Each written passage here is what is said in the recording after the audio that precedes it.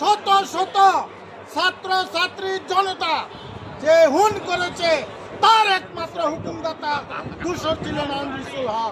ধরা খেলো, এই মুহূর্তে খবর এলো, এই মুহূর্তে খবর এলো, হুনিয়ানিস ধরা খেলো, এই মুহূর্তে খবর এলো, হুনিয়ানিস ধরা খেলো, হুনিয়ানিস ধরা খেলো, এই মুহূর্তে খবর এলো, এই মুহূর্তে খবর এলো, ধরা খেলো, এই মুহূর্তে খবর এলো।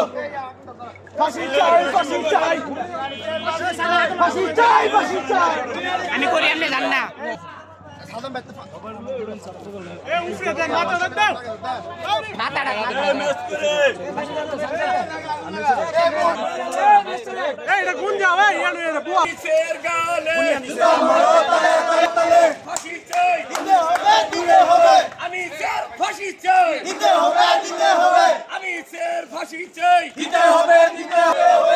কিছুক্ষণ পূর্বে সেই অবৈধ মন্ত্রী আনিসুল হক গ্রেপ্তার হয়েছে।